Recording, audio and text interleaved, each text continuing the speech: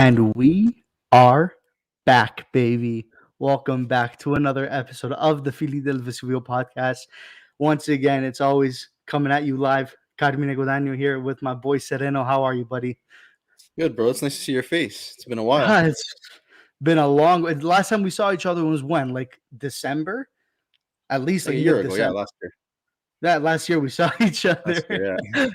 Yeah, it's been a hot while, and with the restrictions and all that in Ontario, we haven't been able to see each other or do anything. As you guys may know, we are part of Napoli Club Toronto. We run Napoli Club Toronto with Danny and Gianluca, and we've just kind of been blocked here in Ontario. I It's know just we're always there's nothing locked you up. can do about it. And speaking of the devil, Danny coming out in the comments. What's up, buddy? Hey, Let's Daniel. go. Listen, guys, this is gonna be a fun one, mainly because we have a very special guest coming on right now. Someone that we've known for a little bit now, and you guys probably known online for a little bit. Basically, he's a very, very, to me, a very special guy. He's one of the biggest Napoli supporters that I know of. One of the most passionate that I've ever seen in the world, including myself. I'm going to include anyone that I've ever seen. Probably he's up there with the most passionate of the bunch. He's not only the biggest Napoli fan, he's the biggest sweetheart you will ever meet, both online and in person. That is a guarantee from me to you. Now, with all that said, even though he is a Napoli guru, he is someone who I look up to when he talks about Napoli and the passion that he has about it and the knowledge that he has about this team. Not only that, he's also a master of the tale. He is a liege of the leisure screen or silver screen. Who liege of the silver screen? Messed that one up. He's a virtuoso of the show. You may know him as the next Quentin Tarantino. But guys, let me introduce to you the next person to come on the podcast with us, Mr. Vincenzo Bertillo, buddy. How are you? Wow, I'm just Wow, so humbled. I'm so humbled by that intro. How could anybody live up to such an intro? My goodness. I really That's thought all about you, dude. I was in my room last night for 2 hours, just like My goodness. rhyme? What's a He synonym was. with That's not a master? lie. He was. I think Sereno. I think Carr might be trying to audition for me with that intro. What do you think? He's trying to. I think so. That was honestly. borderline I think he's doing a Shakespearean. good job too, to be honest. I got a face for radio. I can't do that right now. Oh, please. Vince, welcome to our podcast, buddy. It's so good to have you. And just to preface as to what Sereno and I want to do, it's a new segment that we're doing here where every episode we want to do a little feature.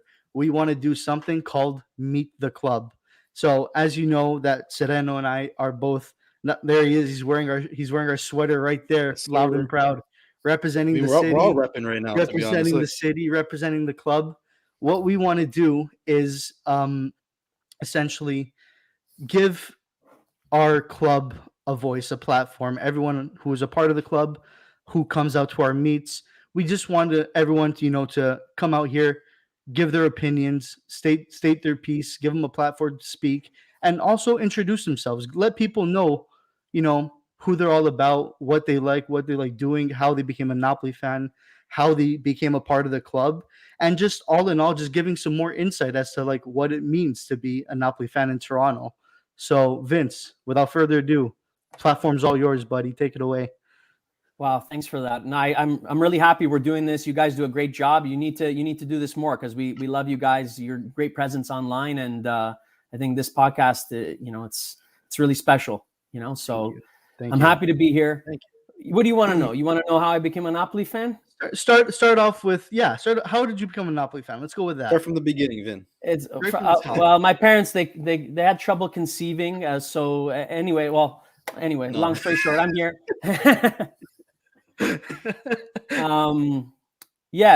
My dad is actually, I believe, from the same town as your family, Carm, in Maddaloni. Oh, really? Maddaloni, yeah, Right? we are So- from there. So, when your dad is from Maddaloni, you got to be a Napoli fan. But, I'm probably about a decade older than you guys. I'm 32. So, growing up here, it was like you couldn't watch Napoli when we were not in Serie A. So I was like a Napoli fan, but, I couldn't really follow the team to the level that we do right now. Mm-hmm. Once we made it, and it was impossible to watch, even like watching Serie A on Telelatino with the bad quality. It was the Telecapri Giusto del Gol era. Yeah, exactly. Hear the trumpet, the squillo, just to see if your team scored or not. Brutal. I mean, do I have good memories watching games with my grandparents and stuff? Sure, but I could never really watch Napoli games that much. So, so the moment we made it back to Serie A was like, joyous occasion. It was like a cause for celebration, because not only were we back, but I knew I can start really watching this team that I've always been a fan of. And really being able to follow it on that kind of level, because I'm an all or nothing guy.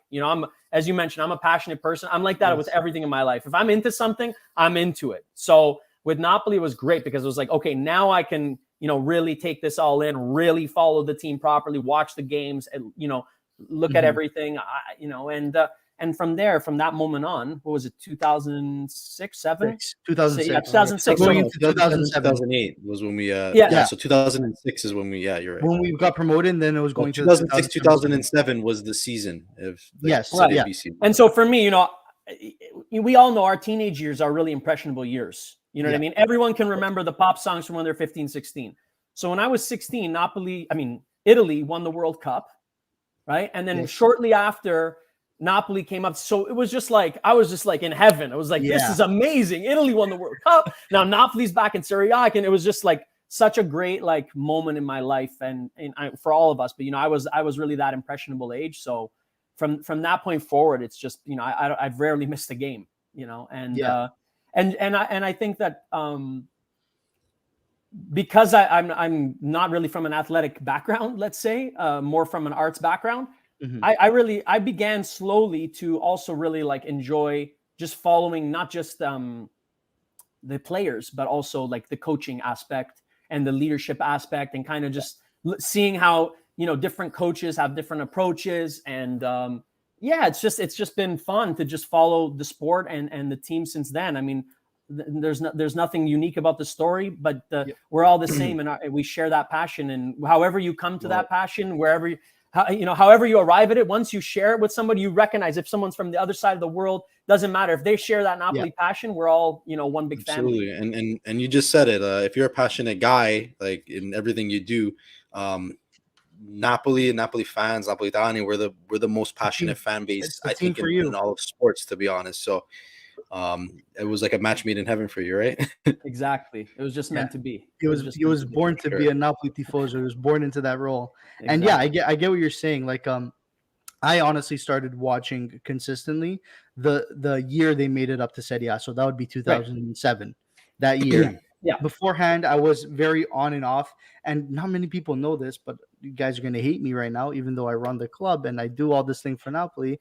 I was a Milan fan, but don't tell anybody about that for a couple years, because listen, when I get what Vince was saying. When I was like 6, 7 years old at the time, I'm going to school with my friends. All I saw on TV was Pirlo, Seedorf, Milan, Kaká. I'm like, these guys are the best things I've ever seen in my life, right? All my friends were Milan fans, so I'm like, I rode the ride. As long as it wasn't Juve, we're okay. Yeah. Oh, I think my dad would have. I'll be honest. Oh, I grew up different. My dad, we would watch on Telecapri, Napoli and Serie C. I was watching. I didn't even watch any Serie A. I would watch just Napoli. That's all I was watching. Your dad is I started watching Serie A when Napoli came to Serie A. Yeah, but your dad is Napolitano dog. Your dad is next level. Your dad is my dad is. He's a my fanatic. dad at any since I can gain consciousness in my brain, I don't think a day has went by that he hasn't worn Napoli something down to the underwear. If he's at a wedding, his underwear says Napoli for sure, 100%. I love this it. guy I is love it. I've never met anybody like him. So, but also your dad's from my dad's from Maddaloni, and also my dad came young to Canada. Your dad, I feel like he's he grew up there. My dad was born. So okay, tell us the story. We got to hear. We got to hear this. He was born in Toronto. He grew up in Jane and Finch in Toronto. Oh wow! Up until he was about 8 years old. Okay. And then he went back from 8 to 18, 19, and he lived in Castellammare, which is very close to Napoli. It's in the province. Right. So obviously during those times, my dad, my grandfather wasn't into. Nobody was into soccer. Just my dad got into it himself. Right. And he would go himself. He would get on trains. He would go all over Italy, 9, 10, 11 years old. He'd get on the train and go to fucking Florence and watch Napoli Fiorentina. Wow.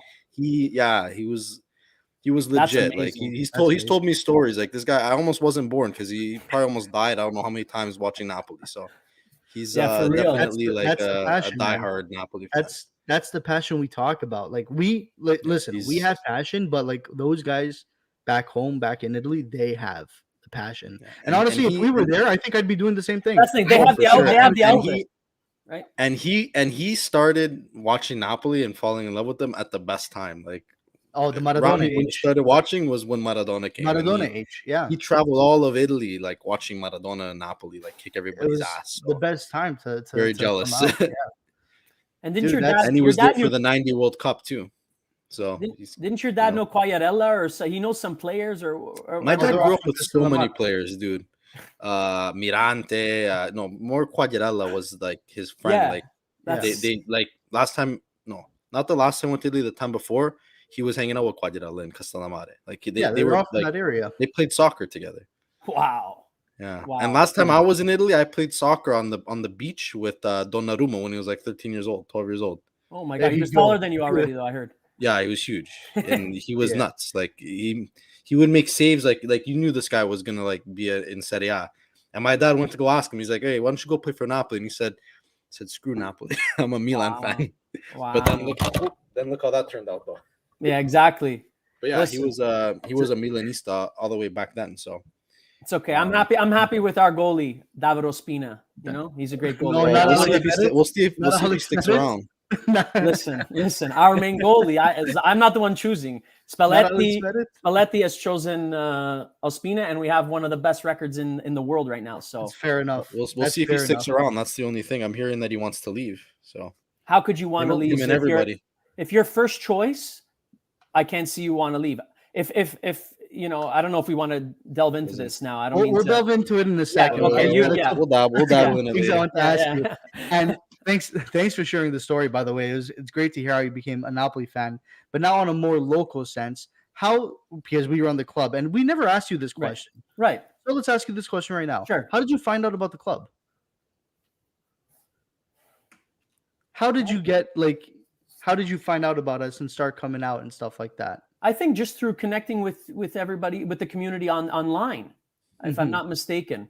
I'm trying to. I feel like Probably Twitter, no? yeah. It'd probably be online. I'm trying to think of the origin of it now, because I can't remember if I got in contact with you guys first through Twitter or otherwise. It's all kind of blurry in my mind as right now. It did happen really quick though. Yeah, It happened like Everything. immediately. You know what It I was think? like- You know what happened? Yeah. I'll tell you what happened. I was late to the Twitter game. I never was on. I never even knew. First of all, I'm not great with like social media other than Instagram is the only one I use regularly. And beforehand, and I never knew that there was this Napoli English community on Twitter. I just never. I was totally ignorant of it. And then through hearing like I don't know, on different podcasts or this and that, I got this impression. Oh, there's like a Napoli Twitter. There's like and you can find out a lot of football stuff on Twitter. And I was like, you know what? I always been like, don't get Twitter, telling myself, don't get Twitter. Yeah. And then when I found out there was that community, I was like, okay, that's a real reason for me to be. It's not like I'm just on to just hype stuff that I want that strangers can comment. Yes, now there's a purpose. There's a purpose. And I think that right as I was coming on Twitter was around when you guys were starting to think about doing the Napoli. It was all like happening kind of at the same time.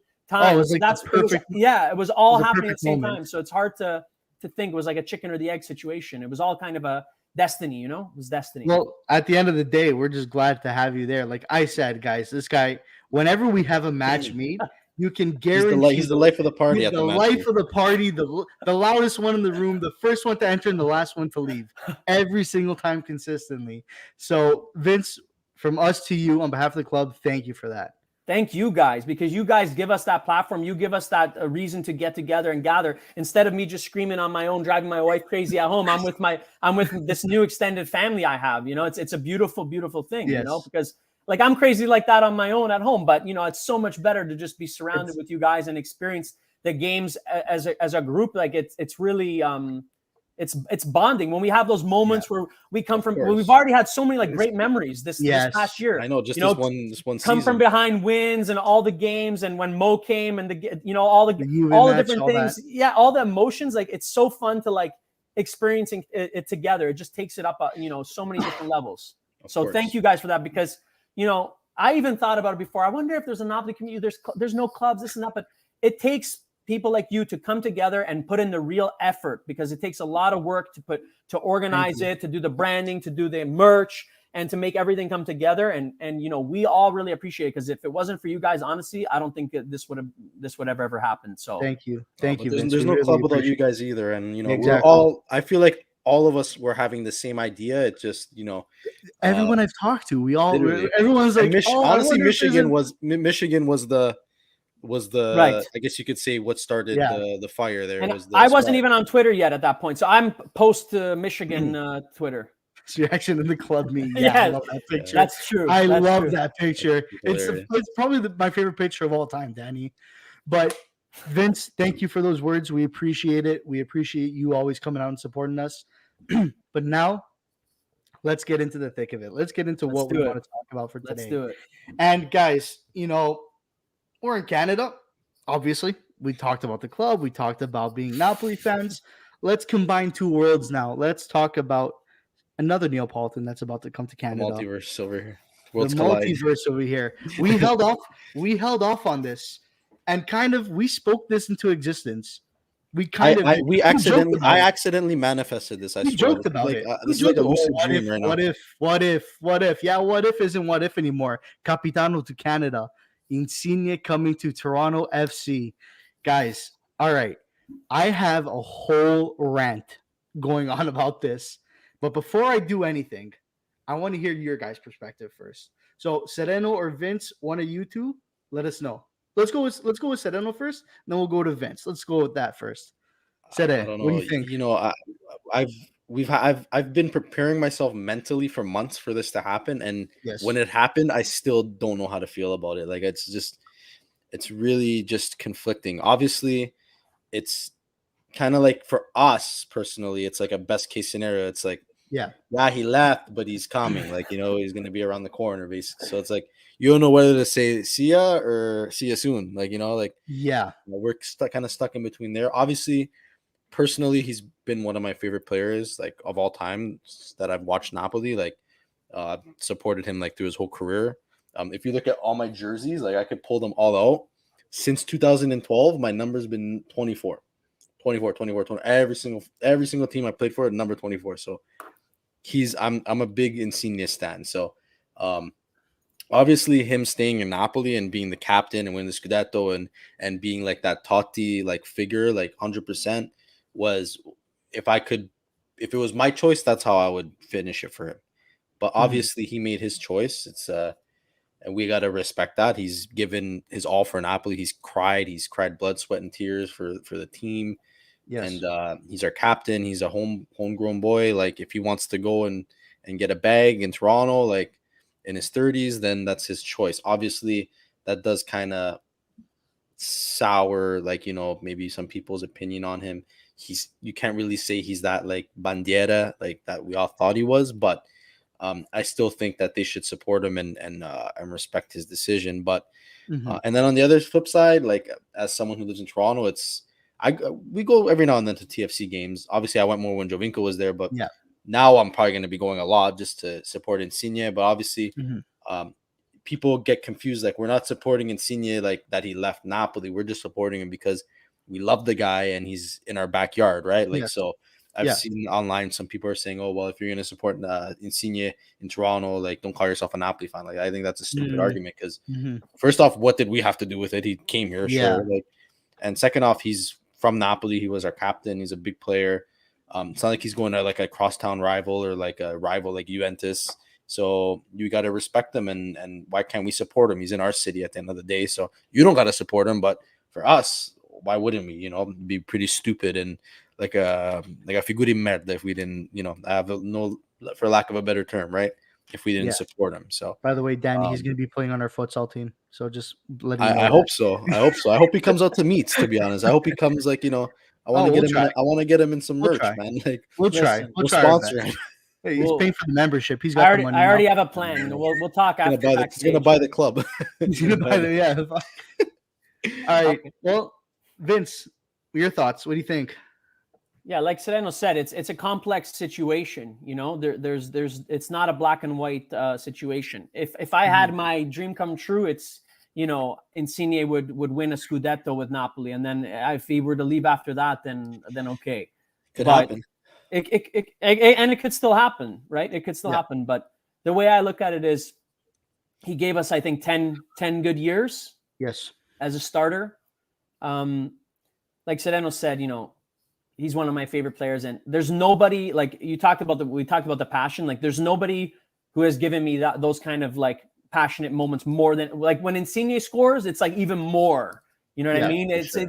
you feel it even more. He Like, cares. He does care. I think I've mentioned, I think I told Joe Fischetti on his podcast when I first went on, and I've mentioned to you guys before, like, I've even had the cops called on me on my house before here because somebody thought I was yelling, call the police, when I was yelling Napoli right through the thing, and I had the cops show up at my house. And that was when Insigne scored the winning 1-0 goal against Liverpool in the Champions League at the San Paulo. You know, that was like a 90th minute goal. And he slid And I just you know, it was like ecstasy. I was just going nuts, man. Like, no one made me feel like that, like Insigne. You know what I mean? Those moments he's given us, the free kick goal after Maradona died against Roma. You know, I'll never forget that. I'll never forget that. You know, all the moments he's given us, and I'm sure he's going to give us more moments before the end of the season. I hope so. You know, but look, I'm a Napoli fan who can't go and regularly see these players, and Insigne is one of my favorite players. If he's going to leave Napoli and come to my backyard and live 10 minutes away from me, and I'm going to be able to see him once a week, I'm supposed to be upset? How is it possible? No. My favorite player right now is coming, and I'm going to see him weekly. So I'm not going to. It would be, imagine me just ignoring that. Oh, I'm going to ignore that Insigne is here. I'm going to just like forget about him, even though he's one of my favorite players. He's not playing for Napoli's competition. It's different if he went to Inter or Juve. Okay, that would be a completely different story. Of course. And Steph in the comments here is right here. He's always cared when they lose. You can see the sadness he shows. The guy's cried for Napoli. He's crying. He cried, like, tears. I've never seen a player in the shirt in tears after a match, unlike him. Never. But I get your points. And guys, you both fantastic points. And I agree with you wholeheartedly. On one point, like Vince said, listen, he's probably not been my favorite player, but he's consistently in the top 3. My favorite player, to be honest with you, is Mertens. I love Mertens. No, Mertens he's just my guy. Sure, man. Mertens is just my guy. And then even when and then in Michigan, he was out of all those players, like, he was the nicest guy. He's for sure. He's got the charisma, he's got the class, he's got the play style. Like, I just love Mertens. But Mertens is a better personality. As a person, like, he's funny. He's you know, he does that, like, he's just more, you know, he's good even on TV. I've seen him on talk shows. Like, he's just very, you know, he has that quality to him that Insigne maybe doesn't.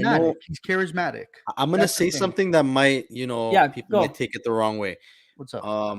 Insigne is, I'm not saying he's a bad person, but in my opinion, Insigne is Napolitan, but Cheeto is more Napolitan, like, in just the way his personality is. Like, he's more like, Insigne is a little bit like, he's not a bad person, but I feel like he's a little bit more like an arrogant kind of person, like, in a way, which is not necessarily a fully bad thing. But I feel like Mertens is more Napolitan, just in how he moves, like, and how he loves the city. He went and he became a citizen, like, and just looking at those comments he made the other day, like, Napoli is enough for me. Like, he loves it there. Like, for sure, exactly. He is Napolitan. But Sereno, the one thing is that in many ways it's easier to be an adopted son than to be the son.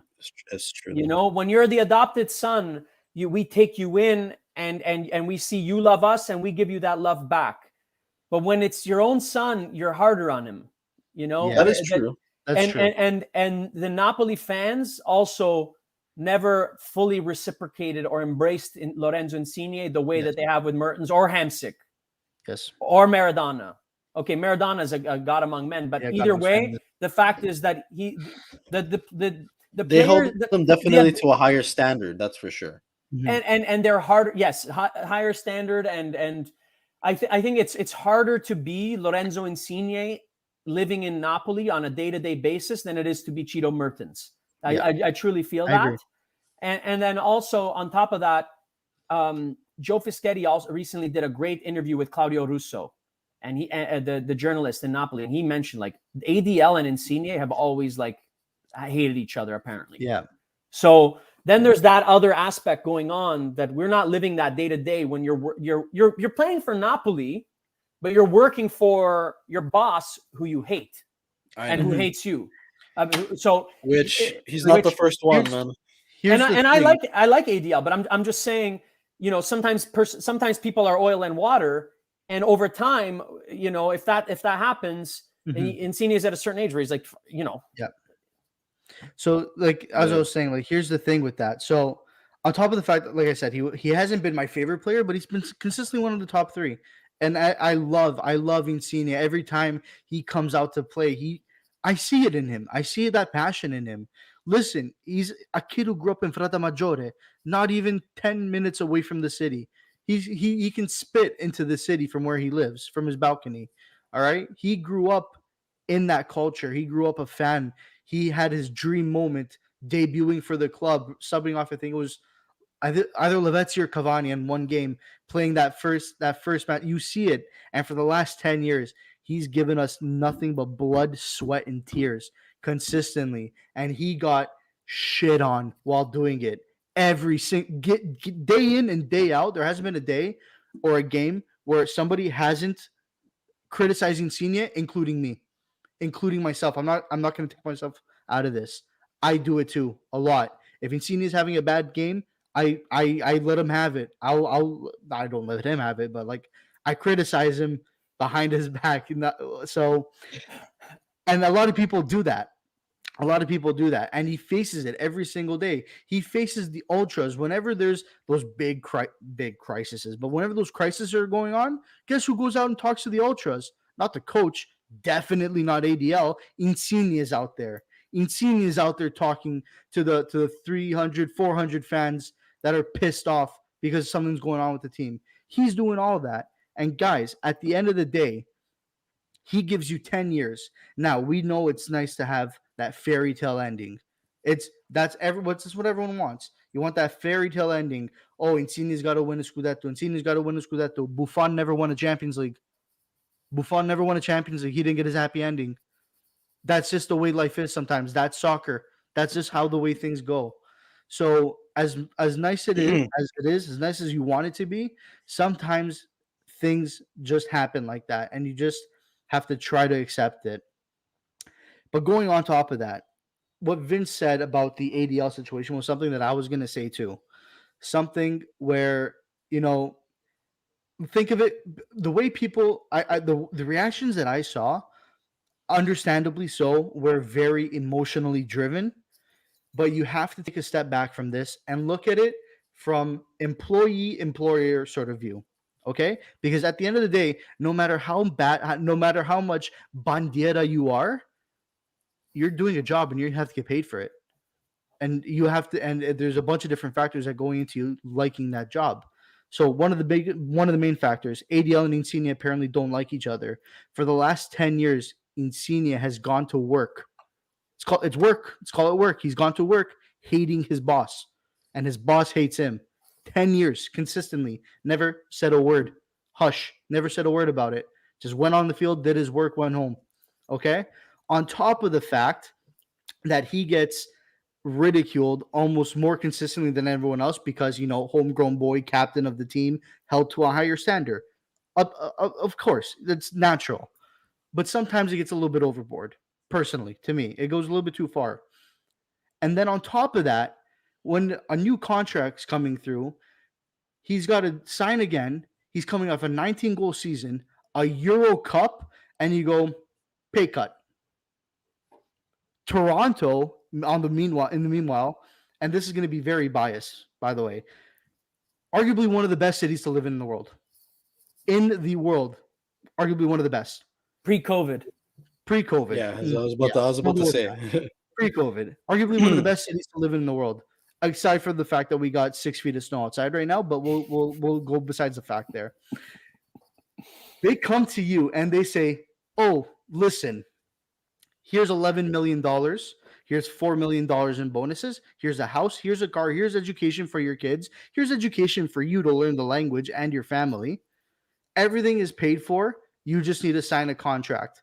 Let's take a step back and thinking of it from worker employee perspective. If somebody does that to me on a lower scale, I work at $15 an hour. Another employer comes up to me and says, "I like your work. Here's $20 an hour." I'm not even handing in my 2 weeks. I'm just going to go right to that other job and worry about that other thing later. Guys, at the end of the day, it's a business. It is a business, and as bad as it sounds, you have to think of it as that way. ADL wasn't going to pay a 30-year-old winger who's got 3 seasons, good seasons left in him, the money that he wanted to pay. ADL is already having trouble keeping players like Fabian, possibly Koulibaly, Osimhen's definitely not staying. Like these guys, Mertens might even go. Like, come on. We'll talk about that later, Carmen. We'll talk. So these guys, if you're already having troubles with keeping some of those guys who I think are core members and guys that you need in the locker room, Insigne was a no-brainer that was going to happen. And it's just as bad as it sounds, and I'm not trying to, in a way, I hurt because it's like, he's my captain. I wanted to see him there. On the other fact, it's understandable the way they both did the deal. ADL thought of it business-wise. I can't afford it. He's aging. I can't do it. I can spend that money elsewhere. And on the same side, Insigne says, I get to go to the MLS. It's a joke for me. It's like practice. I get paid $11 million a year, live like a king, everything paid for. What else do you want? So that's just like my little 2 cents on that situation. Vince, you're about to say something. I cut you off. Sorry. Yeah, no, not at all. I think that you made a lot of Prime Minister, by the way. geez. I agree. Vince for Prime Minister. We're You running better you job in. than the guy we got there right We're now. running you in. Don't get me involved in politics. I won't last even a week. Raf is working. Bye. All right. All right. Don't worry about it, Raf. Catch up with us later. Catch up with us later. Don't worry about it. Go do what you got to do. So what are you saying, Vin? Yeah, I don't think either Lorenzo or ADL necessarily are wrong. They're just both coming at, like you're saying, they're both coming at it from different perspectives. Yes. You know what I mean? Like ADL, he's worried about his business. Insigne is worried about his business. And sometimes, two people's goals are opposed to each other without them, necessarily wanting it to be that way. Mm-hmm. We are living through an incredible moment in history right now, as you mentioned. And I don't want to talk about COVID at all, but I'm just here to say, like, we can't expect that to have no effect on the club. No, it does. Like, we missed Champions League 2 years in a row and had the craziest worldwide pandemic, in 100 years. It's going to have some sort of an effect on a team. Mm-hmm. ADL's net worth is $200 million. It says online. He's the cheapest. Not the cheapest. He has the less net worth out of all the. Right. Out of all the owners in the same. Maple Leaf Sports Entertainment are worth $15 billion. So the difference is astronomical. It's not even, they're not even in the same ballpark or the same sport. What's Jeff Bezos' Jeff Bezos' network? Jeff Bezos. That's another talk. Listen, let me say this. If we sell Napoli to Jeff Bezos, 100% of the credit has to go to ADL. Because it would never be a club. It would never be a club that I'll start making the statue right now for ADL if we get Bezos as a. He would get the credit, because to make Napoli a viable club, an interesting club to a guy like that, it takes a lot from where we were. So if that's the end game, that's fine. But we're still going to have, I think, a few years of the ADL era. And for me, my fairy tale ending is that, we do sell to Jeff Bezos, but having won at least one Scudetto during the ADL era. I really, really, really hope that before we sell out, we can win on our own. Jeff Bezos' net worth by Stefano here is $188 billion US. The sad thing is we still wouldn't be the richest club in the world. Happy Meal at McDonald's. Yeah, we still wouldn't be the richest club in the world. I don't think. I think Newcastle.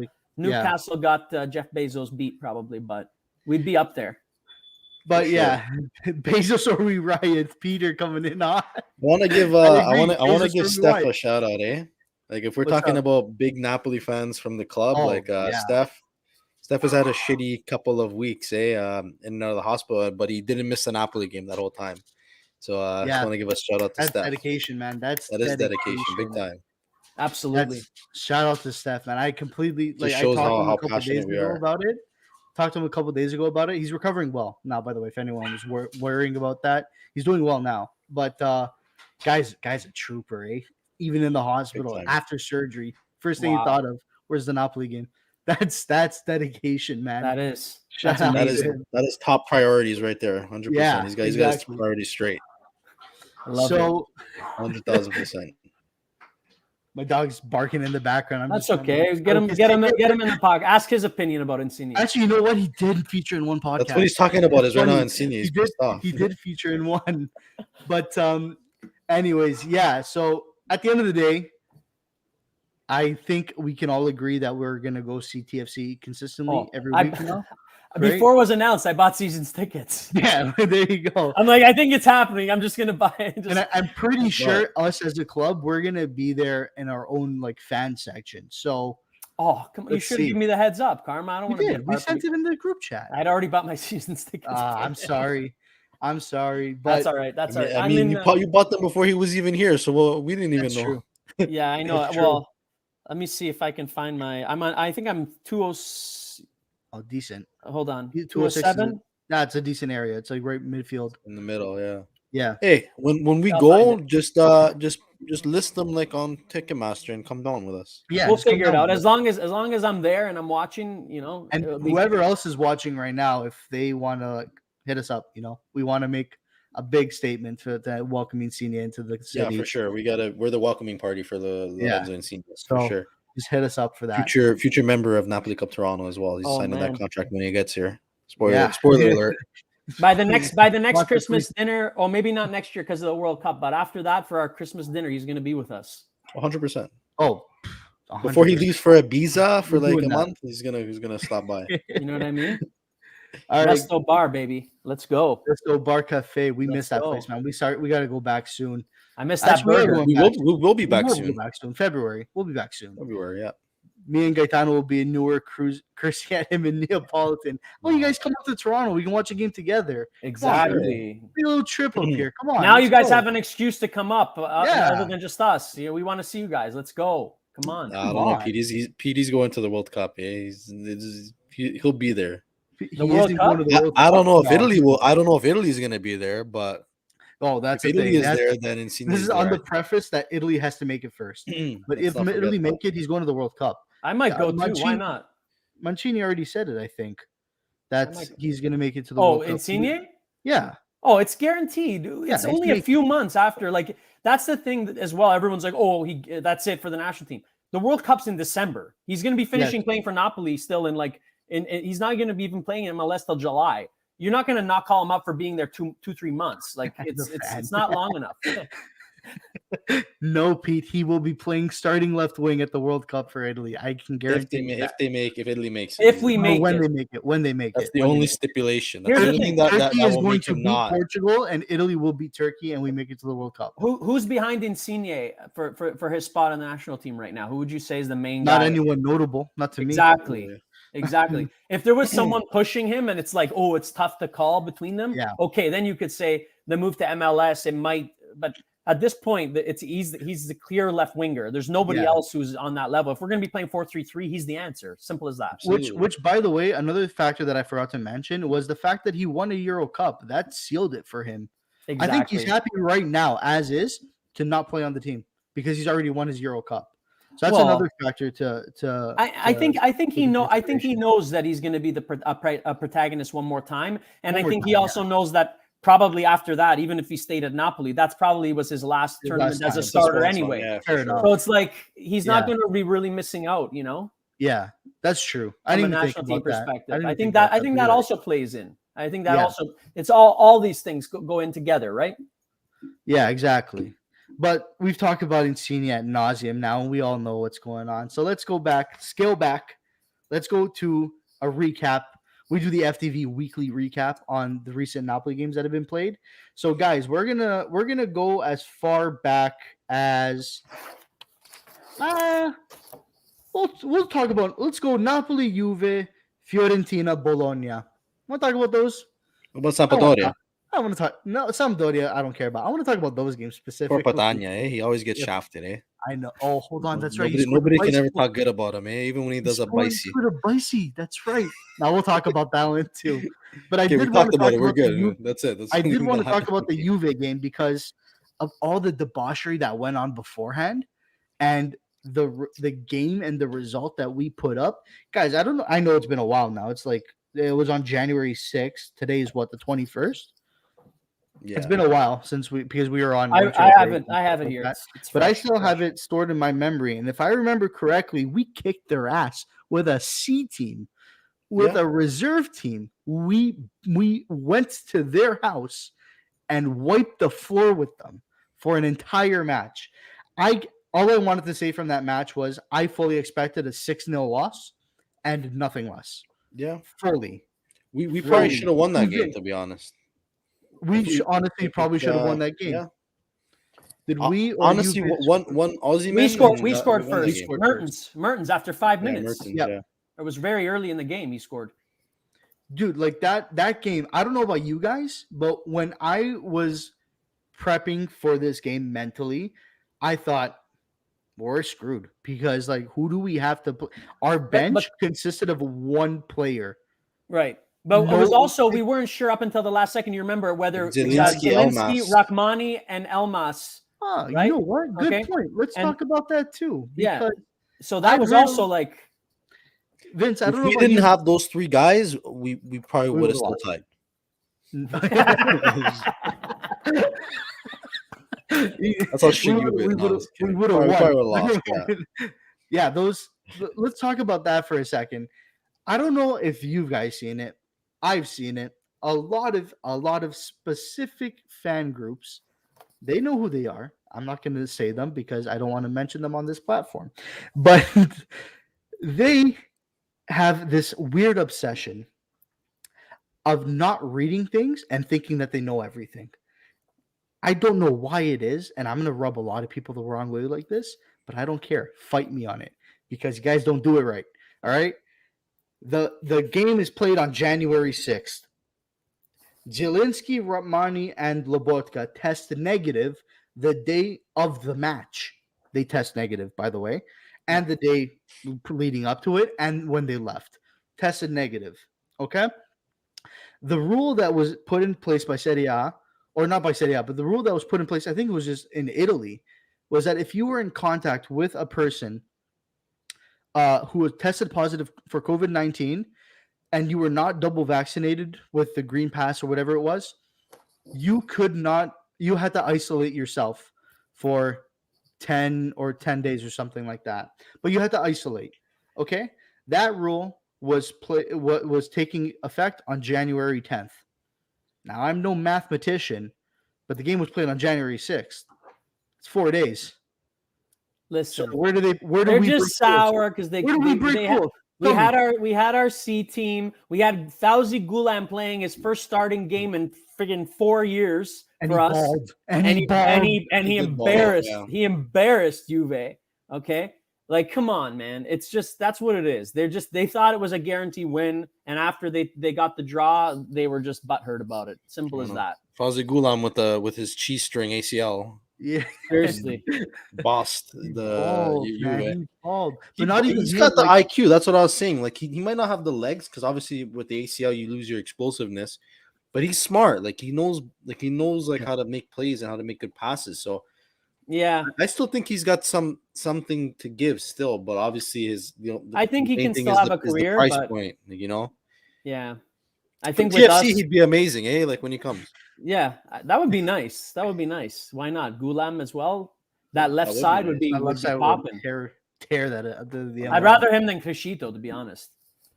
Oh yeah, 100%. Oh, but Crescito is going to be good because he's going to be another Napoli club guy. Yeah, he will. He'll probably actually just be watching with us and not even playing. Yeah, probably. Yeah. I mean, I'm just thinking, like, I saw Crescito when I was in Valencia in 2015, I saw him play against them with the Zenit St. Petersburg. He was their captain at the time. And, that was so long ago. He was already like kind of a vet then, I feel. So, Yeah. I mean, I don't know. But he's in the latter stages. Did he, of his did he career. grow up a Napoli fan, Crescito? I think he did. he's I think he did. Napolitan. He's Napolitan, yeah. Remember there was that whole controversy. He was supposed to start for Prandelli's team in either the Euro or the World Cup, and then he got caught for like match fixing or whatever. Yeah. And then he was proved innocent after, and then he said, "Oh, I never made it back to the national team after." There was that whole thing, and then he went to Russia. There's some I don't know debauchery there. Yeah, but yeah, going back to the Juve match, personally, just a quick recap, I thought we played one of the best games of the season. Given that was a circumstances game, that we had, probably one of the best games of the season, especially the fact that it's Juve and we went to their house and embarrassed them there. That's what just made it better for me. That felt like a win more than it did a tie. We dominated the midfield. Demme, Lobotka, and Zielinski dominated that midfield. We won the midfield battle, and that gave us the leg up. Gulam and Insigne with Bala. He would rack up 100 goals in a game, probably. Yeah, seriously. I agree with you. Yeah. But yeah, go ahead, Vin. And yeah, like Jesus and Rachmani, what a back two. We're still the best defense in Serie A, and it's been them as a pairing now for quite some time. Yeah. So, we have to take that into consideration. I mean, if you would have told me ahead of the time that Juan Jesus would be our starting guy for like this long through all these games, I would have just thought, it's over. And he's done incredibly well. Other than that own goal, I thought to come in for maybe the best center back in the world, he's performed well. Like our bench has done well. Like we actually have a decent bench. Thinking about it, it makes you kind of feel sad because like if we stayed, like if we had the same amount of health like that Inter has, like I think we'd be ahead of them right now for sure. I agree. Yeah, like with that spine of Osimhen, Anguissa, and Koulibaly, like you're set down the middle right there. Like yeah, I don't think we would. Maybe we'd lose one game. I don't know. I don't think we lose like those games against Spezia and Sassuolo. I think we against Sassuolo. I don't think that happened. Empoli game. Empoli, those are the games we lost. Like I don't think we would lose those games if we had that spine. Like I think we would actually probably win by multiple goals. So I agree. And listen, like we can our depth. I think we've all agreed that the fact that our depth is probably one of the best in the league when healthy. But guys, when are we healthy? We had going into the Juve game, we had a starting lineup out. 11. We have like 11 and 14 people, 14 and 8 starters. Yeah. 8 regulars. Yeah. Crazy. We had 11 people out and a coach. We even had a manager that was out. We had a full team out. And we still were pulling off. We're treading water. And you know what? We're not close, but we're not far. Like if we get semi-healthy and we get some guys back here, there's a lot of season, man. You could make a run. For sure. Like, it's halfway. It's only halfway, really. And he's right here, by the way. I was more nervous for Bologna than Juve. And Napoli has the third best defense in Europe behind Sevilla and City. So guys, we're doing something right. Like this is just like we got a few unfortunate. We're treading water right now, though. We're treading water, but we're doing the best we can given the cards that we are dealt. Give us Inter's cards. We are ahead. We are ahead by a shot and a half. Like I don't think anybody would even be close.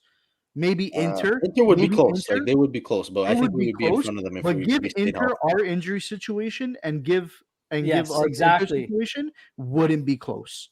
I agree with that. Take away like Dzeko and Brozovic and take away like 5-6 of their starters. Take away 5-6 of their starters. Take away Skriniar. Yeah. Take away their best center back, Skriniar. Take away Barella. Take away Dzeko. Take away Lautaro. What are they going to do? Yeah. Like they would. I think they would be worse off than what we're doing right now. Granted, what we did for a few weeks wasn't like was iffy. But like, give us that situation, and I don't know what's going on with our medical staff there and keeping our players fit. We had this last year too, guys. We were like, people want to say whatever they want about Gattuso, but when we were healthy, we were playing amazing. You know what I mean? But when we were unhealthy, like it's our injuries are our own worst enemy. I still think right now, if Gattuso was the coach with these injuries, we would be losing games. I think Spalletti has That's a whole Spalletti has other. done a better job. Spalletti has done a better job because Gattuso at the helm. I think I agree with Sereno. We would have lost more games than what we were doing right now. Like, look, Lobotka is a player reborn. Like if we didn't have Lobotka, like that guy in the midfield that can just hold up the play and is smart and can retains the ball, we would be screwed. I agree, Sere, but I'm happy with Spalletti. I would not change a thing right now. I would not change a thing. Agreed. However, Lobotka and Rachmani are way better this season, but Lozano, Politano, and Insigne all had better seasons last year. And Lozano was keeping us going when we were going through our crazy period last year where we had everyone out.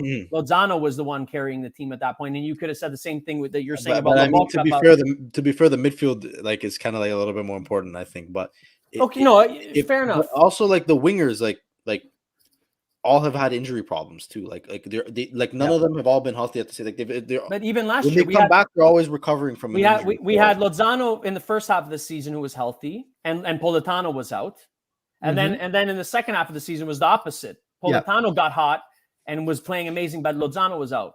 So, but look, I think regardless, any coach, Pep Guardiola, Mourinho, Conte, if you get hit with 5-6 starters out. Nothing to However, you're gonna dip. Whether one coach might get 2-3 points more than another coach, but you need your guys to be healthy to show that you have that depth.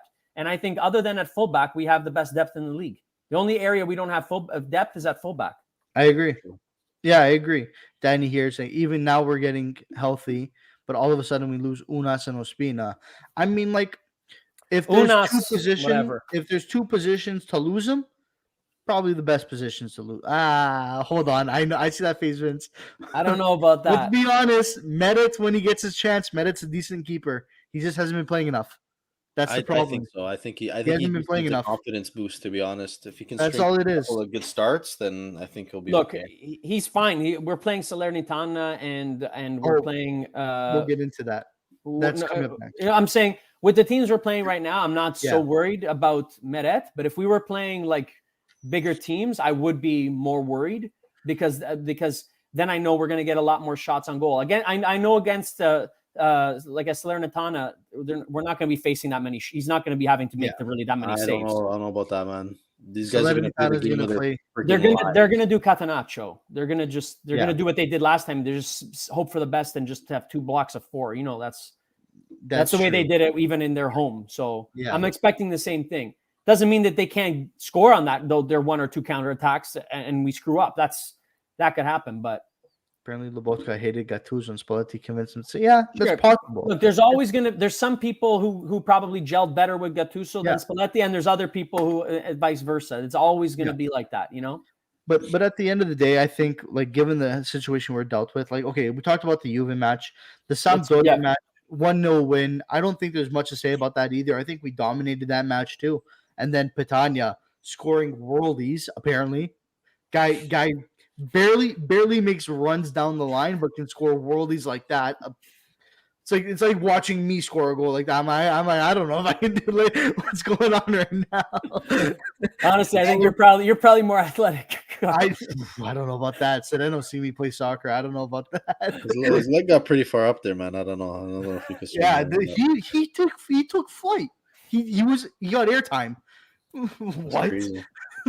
And by the way, I think Petagna has single-handedly saved us 15 points. Not this season. This season. No. He scored the winner with Genoa and the winner Sampdoria. I think he scored the winner for. He scored like another 2 winners. There's no way. Yes. He hasn't even scored that many goals this season. He scored maybe in Europe? No. Who else did he score? I'm going to pull it up. Hold on. Maybe in Europe. When he does score, he does usually like win the game. Yes, he has been decisive. He's been decisive. He's got like a clutch trait. Like look, for me that X factor on. For me, that Juve game and the Samp game in that week, given the conditions that we were in as a squad, all that matters wasn't the performance, was just getting results, and getting 4 points out of those 2 games, given the moment we were in, is phenomenal. Even if the 1-0 is an ugly score against this Sampdoria, and even if maybe if we had more subs we could have won against Juve, I think we can't complain against that, having 4 points out of those 2 games. No, for sure. I lied. It was something like 9 or something like that, but it's still like a significant amount of points that he saved us. Yeah, like thinking about it, it's nuts. He's like one of the biggest impact players. And we can't take it seriously. I don't know. Maybe TFC will buy him. Dude, you know what? They're like, I like this dude. It's like they lost Jose Altidore. He's like the next best thing. He is kind of a better version of Jose Altidore, because Altidore is not the most mobile guy either. Yeah, no, and like that Sampdoria game, I don't know about. I got nothing to complain about. Like 2-0, 1-0 win with a worldie of a goal. So like, and we dominated another match that we dominated. And Sampdoria has always been one of those teams that were like, we always had trouble. Give us a game. We always had trouble with them. Always. Don't know what. Quagliarella scoring that. I remember that I was in Italy having dinner with my family, and I threw my plate. I got so, but I wasn't the only one. My cousins did the same thing. Like we all got visibly mad at it, and we're just like, what do you do? That's just a worldie. Quagliarella is, when I think about a player that got shafted, dude. Quagliarella got shafted. 2010, that World Cup, him sitting on the bench was like, when these guys were hungry for goals, and he goes on for 10 minutes and he literally almost saved the World Cup. Seriously, it was incredible. I remember that moment. I remember that. Him and Pirlo came on. Man. Him and Pirlo came on at the end, and they it was like a completely different team with them too. Even like after that, like how did this guy like never get called for anything ever? We should bring attention to that story of what happened to him with the guy who was pretending to be his friend, and he was blackmailing him. That we got, like, everybody should look. If you haven't read that article about what Quagliarella and his family went through, it's the most mind-blowing. It's gonna be a movie. It's a movie. Like as a guy who likes movies and who's into film, like that is a movie. Like it is crazy that all really happened. And I think that probably speaks, because talent-wise, Quagliarella could have been, really up there. I really believe that. I still think he's a great player. I think if Italy had him all these games, they would have made the World Cup, to be honest. Like, this guy just finds a way to score, and he scores beautiful goals. Yeah, all his goals. Thought it was a cop. It was I don't know if it was a cop or a guy who was saying he was helping track down the schemer, but he was the schemer. It might have been a cop. It was a cop who hired to protect him. Okay, that makes sense. Something like that. It was a couple who hired to protect him. Yeah, the whole story and how he. Crazy story. Oh my god, crazy. Yeah. Yeah. So, damn, I lost my train of thought. Now thinking about that story. Fiorentina. Right? Is that where you wanted to move on to? Yeah. I mean, skip. You want to skip? Skip. The only thing I'll say is, to me, the mistake was just not playing the kids. I would, given this, like, I'm not the type to be like, oh, we should give up this competition, but this and that. But given the moment we were in, if we had like all of our guys, I'd say we win it. Who cares about the Coppa Italia, to be honest? Exactly. We recently won it. We got Europa League. Yeah. We have the league.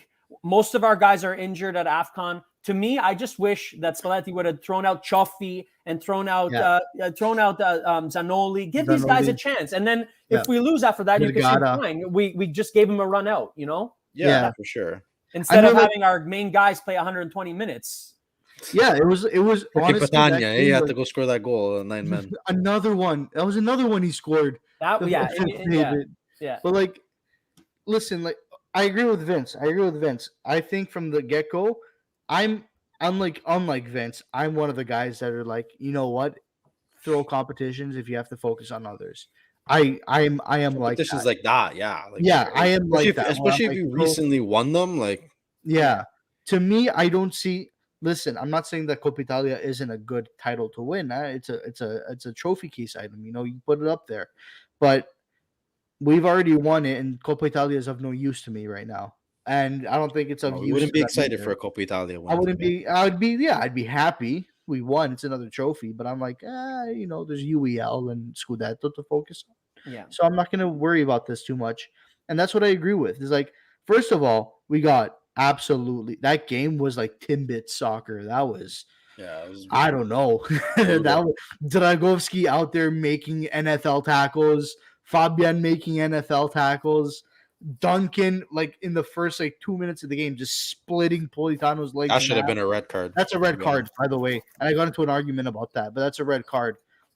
But at the end of the day, like there was no need to go out there, play 120 minutes with all your starters, knowing that you had a tough game against Bologna coming up. And it's a competition that honestly is better that you probably got out of as soon as you can, because you're going to be playing a hell of a lot of games come Europa League and a Scudetto race. Got So- Barcelona coming up, man. Barcelona coming up and all that. So Soon. just play the kids. Like I would have been happier with that same result, that 5-2 result, knowing that the kids were on the field. Right. It would have been nice to, even right now, like the 5-2 result, like in the 90th minute, to be honest, rather than paying. Yeah, in the 120th. I'd rather, yeah, exactly. I'd rather get. we dealt with it, eh? We, Yeah, It'll at least it didn't affect our next game, but Yeah, but at the end of the day, terrible match. I have nothing else to say about it. Nothing you can do when you have two. I'll red just cards. say Vincenzo Italiano, he's really showing to be one of the upcoming young Yes. Italian coaches who I think really has the potential. Not like Di Francesco, who was a flop. I think Italiano, he has what it takes, and he's at the perfect club. I think for him right now, there's not huge expectations, but there's enough quality he can do something for him. If Fiorentina win the Coppa Italia, that's huge for them. But yeah, that's true. And Danny's right here too. No, Barca's playing good, man. They're not playing that bad. But they're always. You can't take it. Yeah. You can't take it for granted. Can't take it for That granted. kid, man, that kid. Gavi? Him, even Pedri, no? Yeah, Pedri. Yeah. Carm, Xavi's the No, coach. Pedri's Man City. I'm just Oh, joking. Xavi. No, Gavi. I'm just joking. Gavi. Oh, they got some good guys, man. For Yeah, sure, they they do. have talent. It's just about bringing it together. Luke They- de Jong. they- yeah, You gotta play a game, like an actual game. Yeah. You got Get it. 2 games. Italiano would be my next coach if Spalletti is sacked in 3-4 years. I would agree. Italiano not if Bezos is the owner, then we can bring in. Yeah, they're gonna bring in Guardiola. Yeah, honestly. Nah, Yeah, They- like they Guardiola. bring in someone like that. not for me. I don't know. I think he's overrated. Who's the best coach in the world right now? Who would you say? Mm, I think in terms of league coach, Conte number Conte, one. yeah. He guarantees Conte? you trophies, and no matter what the quality of the players, he brings them up. He's not like Guardiola is amazing, but he'll buy like 3-4 players, and if they don't perform, he'll buy another 3-4. Like, you know what I mean? Like he has it laid out on a platform for him. I'd say Conte, Nagelsmann, or not Nagelsmann, Hansi Flick, Conte, Tuchel, no? and Who? Tuchel. I was about to say Tuchel. Tuchel? Tuchel, I mean, he's not doing very well in the league right now. His Champions League run last year was amazing. I think Klopp is up there. Klopp Yeah. Klopp has got to be up there, Klopp. as well. When it comes to these, when you're talking about these German coaches, he's amazing. I used to be a big fan of Simeone, but I feel he's dipped a bit. Yeah, a little bit. Yeah. Yeah. Whatever. We're stuck with Spalletti for now. No, he's great. Yeah, Spalletti's doing I know. good. I love him. He's doing a great He's doing job. amazing. He's doing And- amazing. Yeah, I love Spalletti's like his His demeanor. game isms. conferences. Yeah. his When Spalletti-isms. Hearing him talk, like just Yeah, He speaks like a priest at a sermon. it yeah. makes me feel calm. It's like ASMR. Like I'll listen to that before I go to sleep, and I'll like, Well, even my team is safe. did you guys hear Joe's interview with Claudio Russo? No. He talked about. You Yeah. guys got to listen to it after this. He just came out with it. Claudio Russo talks about like meeting Benitez and meeting all the coaches, and he said Spalletti. He's like, you meet him and you look in his eyes and he hypnotizes you. You don't even know what to say. Yeah. He's like he's hypnotic. Like he like puts you in like a trance. He honestly is. Like he is hypnotic. yeah. He has he that hypnotized Lobotka into being a good soccer It's all, player. you know those all he wears all those chains. I think he distracts you. Like he like talks softly and you look at the chains and it's like I don't know. Spalletti has drip too. He is a drip He is god really on that drippy. sideline. What about when he Seven when he did jackets. the slide? When he did the slide, I was Yeah. dying. I was dying. Hilarious. Doesn't he have Oh, a man. sports psychology like degree? He has a PhD in sports psychology, I believe. Wow. So- He, al- he's he like- also hangs like his former players' jerseys from a tree in his backyard. yeah. So I don't know. He's quite the This character. guy has a that guy. duck. I don't know. What else can you say? Biancaneve. What a character, eh? Yeah. That guy's a Only character and a Italian half. football gives you characters like Spalletti. You know what I I know. mean? Like, what a character. Unbelievable. and a genius on the touchlines too. Coming out with another win against Bologna, the final game that we're going about to, that we just want to Ooh, recap. this is a good game to talk about. Yeah. 2-0. 2-0 against Bologna. Another cute- team cute that goal. we Both have. goals by who? Oh, I It was forgot. It Chucky. was both. Oh, They were Chucky. Chucky. Oh, I remember the second goal too. He Goal. absolutely. Oh, That was the second goal best touch I've beautiful. ever seen him do, to be honest. That first touch was amazing. Oh, usually he takes that. Usually touch the and goes touch like my to the wall top. over here, like that's how like I like, think Yeah. it just, finger you block. know, That's it how- comes that's how down it touches. to confidence, guys. It comes down to mentality. You know, I think Yes. he was feeling and physicality. You know, he had a terrible injury, a similar injury almost to Osimhen, where he almost lost his eye. You know, he had that Yeah. kind of injury, and he had COVID. And on Yes. top of, and I think that, you know, it could make you hesitant. And then, of course, the controversy and this and that, it definitely affected his play. Listen, I But think he's a good player, man. He's a very good player. He's a good player. He knows how to score. He's very tenacious. He wins fouls. He's direct. He's very Very quick. He's direct direct. player. He can be, you know, people like, oh, I'm gonna get rinsed if I say this. To me, No, say Lobotka, it, say it. to me, Lozano is actually in some ways similar to Chiesa. He's I he's see similar that. to Chiesa because I do see that. he runs he's not super creative. He doesn't have a dribble like Lorenzo Insigne or something like that, but he's very direct. He's quick. He shoots on goal. He has that mentality where when he's on, he'll run at you if you're like 3-4 guys, and he's very, very direct. Like He's that. good too, eh? Like he's like when Yeah. he does, especially when I've noticed whenever he plays on the left, he does that cut in and he'll shoot, and he Yeah. scored a few times, and he hits. I think last time he hit the post, but like he's got a good eye for the net. Yeah. It's just sometimes his touch lets him down, but I guess like that could be a confidence thing. Yeah. But no, It's- he's got quality. On the other hand, this season Politano, who I like as well, but he'll take the ball, then he goes back. Like he's more predictable. He won't lose the ball as much as Lozano has, but he also is not trying as much. I feel, you For know. sure. No, Yeah, no, I agree feel with that. you, and that's the thing that I don't like about Politano in the sense that he's too almost Right. like it's gonna sound bad, but almost like Insigne, where you're like to a team, you know exactly what he's gonna do and when he's gonna do it. But Insigne gonna has take it- other look- layers to his game. That's the thing. Exactly. Yeah. Politano Lozano's a doesn't. good That's the passer difference. too, eh? Like if you ever notice during the game, I sometimes I focus a lot on him because I know a lot of people criticize him. Yeah. His balls into the box are Very very good. good. Like when he comes down that wing, sometimes if he doesn't take it in, his crosses, like especially like his low balls, always find somebody. Like he's gotten And- quite a few assists. Like You and know when you that see kind it of goes under most? the radar. You know when you see it the most is when Osimhen's on the pitch. Yes. Oh, I yeah. was just He gonna. I mixed just well wrote that with- down. very well with Osimhen. Yeah. When them two are That's when you see it together, they have a great chemistry. I feel. Yeah, that's when you see it the most. When Yeah. Osimhen is on the pitch with Lozano, it's deadly. It's like you can't stop them. Seriously. I don't know what it is. You cannot stop them. Lozano will take the ball. He will beat his man. Osimhen's gonna have his defenders 20 meters behind him because he's a cheetah.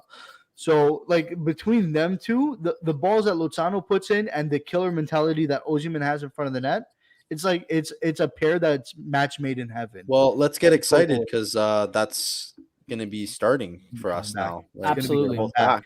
So It's going to be coming back, and it's we going to should- come back soon. We should also say quickly the pass Zielinski made for the first goal that was from deep. unreal.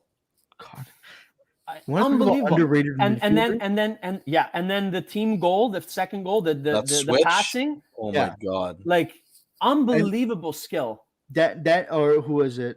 Stefano here says that Tiki Taka second goal was prime Barca-esque. Yeah, Listen, it looked like 2010 Barca. People gave Sarri all the credit for the way we played under him, and he deserved a lot of credit. Mhm. But Napoli can still play Sarri ball. I've never seen a Sarri team play Sarri ball since he left Napoli. you know when that was evident, Vince, when we played Lazio this season. Exactly. When we played Lazio this season, we played Sarri ball against Sarri. Yeah, it was literally. beautiful, and we won 4-0. Like that was just like That was a great game. When we have space, Lobotka's the best in the, That was a in good the meet, too. midfield. When you have a team who's more like tight and different, like doesn't allow you that time on the ball, that's when you need the Anguissa in there. I agree. I agree 100%. And like that's the nice thing that we have is the variability based on our opponent. How do we feel? I'm gonna just ask you guys. How do you feel about Tuanzebe? I have some thoughts. Too early to tell for me, Yeah. but go ahead. I think from people I've been talking to that are United fans, they think that he's got quality. He's a good player. It's just he never had enough time, like to play. I think that I've been following him, to be honest, since Mourinho was at Man United, which was quite a while ago. He gave him his debut, and I thought from then, I was like, wow, this guy is amazing. I've seen him play as a DM, I've seen him play as a fullback, and I've seen him play in as center back. I just think that he was at a club who doesn't have a very good sporting director. They're buying defenders for $80 million who are no better than him, like Maguire, who's junk, and I would rather have Juan Jesus with one leg than Maguire in my team right now. And so, I think that was the problem. They weren't giving him the opportunity that he deserved, especially because it's not like he had a Koulibaly in front of him at Man United. You know what I'm saying?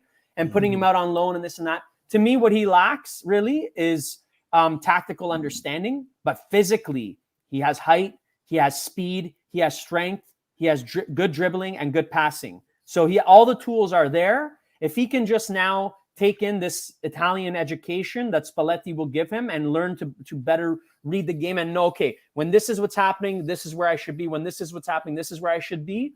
If he can pick that up, and I do think he has a good personality. If you noticed on his story today on Instagram, he's already studying Italian. So that shows you the type of personality he's, he's here on loan. He's studying Italian. I think if he can study the tactics and pick that up, then the sky's the limit, because physical gifts, the guy is unbelievable. Yeah, that's my feeling. I gotta go with Vince. And like I said, it's too early for me to tell. But the thing with Tuanzebe is that he played for a team that essentially was a graveyard for him. He wasn't going to go anywhere with that. Like, and that's just the Prem as a whole.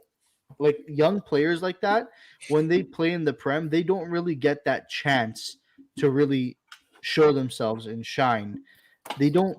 And that's why they always go on loan to other teams, or they always come after they've shown their worth, i.e., Alisson, i.e., Lukaku, Salah, like all of these guys. I don't know if I should even bring it into this, but to me is also like a bit of a race thing in the Prem, because all these guys, they're like Tammy Abraham, Tomori, Salah, like all these guys, they're like guys of African descent. They're not given the shine, I feel. And I don't know, maybe that's just, even if that's 5% of it, I don't know. I'm just noticing that pattern.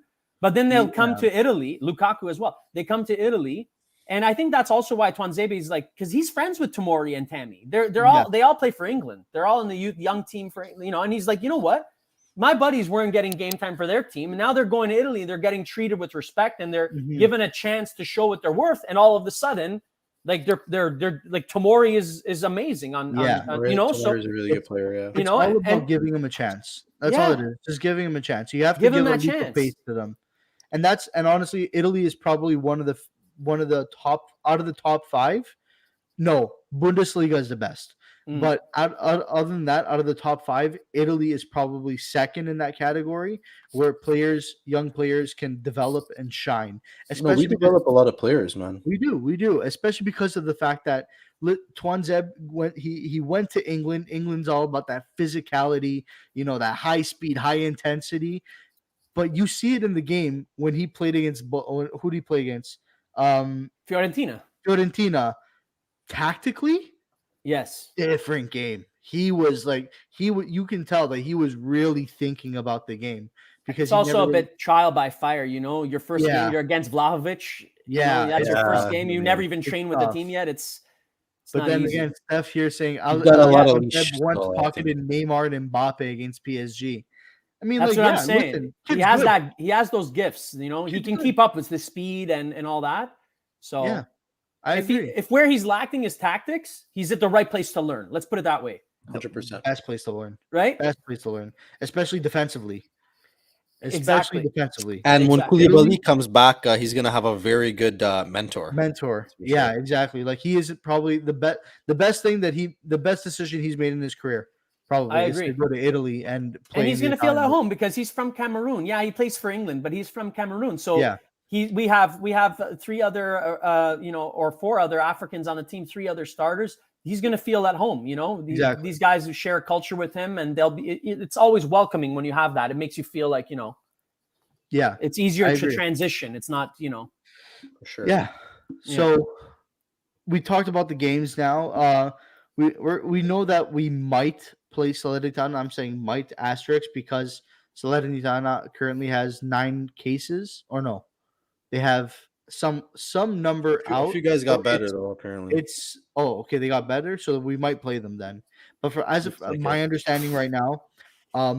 Salernitana currently has the number of players where you cannot play a game, so the game would have to be postponed. If anything changes, but we play them on Sunday at 9 a.m. If anything changes in between that time, the game will go through. But before we get to that, we usually like doing this. We like to give a little weekly report card. So we're gonna go from the matches from Juve up to Bologna. Usually we'd have like an actual report card out right now. Sorry guys, I just finished exams today, so I didn't have time to make this stuff yet. But we'll audibly just give out a final grade, Are we My including final- Fiorentina or not? including Fiorentina. Okay.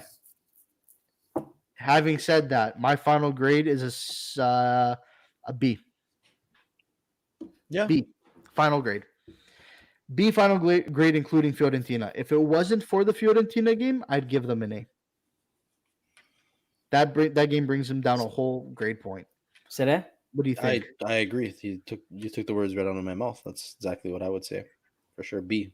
I think we're all in agreement here. Vince? I'm gonna go. I'm borderline between B plus or A minus. Really? What did it for you to bring them to that? Because in the league we got full points other than the Juve game, where we Fair got enough. a draw, and we're going through a period where we didn't have many of our players. I think I think it would be basically. I think without the Fiorentina game, it's an A plus because you almost can't ask for more than basically max points, other than a draw away at Juve, which is great even if you have your full team on a normal year, right? Yeah, exactly. It's rare that I don't think when was the last time we won at their stadium in the league? It's been Koulibaly. yeah, okay, Koulibaly that was it. yeah. It's very rare if that happens. So I think basically we won against Sampdoria. We won against who do we have here that we just talked about? We won against Bologna. Bologna. We drew Juve. So for me, without the Fiorentina game, it's basically an A. So I'll move us down to an A minus. All right. Yeah. No, I can definitely see that. Especially given the injuries and absences. I think this has been a good period for us. Danny, I think, agrees with you here. He says, I think the Fiorentina game, probably saying, if we didn't lose 5-2 and given up the third goal, I'd given an A minus. So Danny agrees with the grade, A minus. Listen, I'm not saying A minus is a bad, it's probably a more reasonable grade that I'm giving them, to be quite honest with you, because I'm very particular with the things that I like to see on the pitch. And the Fiorentina game gave me enough agita to bring them down another grade. Yeah, sure. I get that. That's what it was. It was just the whole situation where they're like, we played all of our guys. We got embarrassed too. We got cooked. That's the other thing. If that was in the league, then I would bring the mark down a lot. Or if we had let that game affect the Bologna game, then that would have been whatever. Yeah. But since it was like a one-off blip and it was in a different competition, I can kind of forgive it a little bit more. But no, it was not a pleasant experience. I agree with that. It was not. Yeah, I shut it off before it was over. Yeah, that's all it came down to for me. And by the way, guys, if you guys got your grades, think of one right now. Just hit us up in the comments. See if we agree with it, because everyone's gonna have their own opinion on it. And I think Sereno and I, we see eye to eye on this. I think B is a good score, mainly because of the fact that the agita that the Fiorentina game gave us. Like, my liver still hurts about that game, but it's not recovering. It's not recovering anytime soon. Bald Italian Vincenzos, they're hard to beat. What can I say? Look at this guy. What can I say? Look at this guy. He ain't lying though. So with that being Guy always said, gives us guys, freaking trouble. with that being said, oh, Stefano says B as well. So I Oh, think come we're on on. the Be same. original, Steph. Come on. Come on with your own grades. Come on, Steph. Yeah, We're gonna go Gary V on him. Like, you gotta I think for the get most your head part, out of the educational system, like I think for outside the the most report part, card. I think for the most part, B's and A's are reasonable. Like those are reasonable marks. If anyone says like C or D, I'm like, all right, come on. Okay, no, you're being way It too wasn't tough. that bad. Yeah. It wasn't that bad, but Someone I who think C expects or B perfection. is a pretty good mark. Danny here saying Zerbin had a very strong game today, and I'm excited for Oliveira. Danny, funny that you should say that, by the way. We actually do have a couple questions, Q&A, that was brought to us on Twitter, and one of them did involve transfers. And because we're at the tail end here, we'll fire them off real quick. So the first one comes from our boy Raf Pizarro, and this one goes to you, Sereno, directly. Okay, So he said on the rant, scared. they spoke on the rant. You spoke of wanting to see more accountability. Has Spalletti done that with this team so far? Yeah, 100%. A few times Spalletti has come out and personally taken responsibility for certain games, if I recall correctly. So, Mhm. he hasn't been one that's made any excuses. They always said, we have a team, even when they lose games. He says we have a team, regardless of injuries, that should be able to win this game. Or I think the Juve tie, he came out not even saying that he was happy with that. He said, honestly, I'm disappointed we didn't win. So he's Yes. been, big time accountability. Yeah. So Okay. the team And itself hasn't really had anything to really be accountable for. They've all played their asses off, I think, and yep. especially in lieu of all of the injuries that we've had. So, I believe, they've definitely been more accountable this year, for sure. Vince, any thoughts on that? I agree fully. I mean, one of the best things about Spalletti is his communication and the way he talks to the media and the way he kind of, subtly is communicating. When he's communicating to the media, he's also giving a message to the fans, to the owner, to the players. It's all very subtle. He thinks about what he says, and he always has a purpose. I can kind of, I'm not like that. I talk a little faster, but I can kind of understand that, even as a director, you try and influence people with the way you speak. I think Spalletti is phenomenal at that. That's really where he's, if anything, that's the real difference between him and Gattuso. He's phenomenal with that.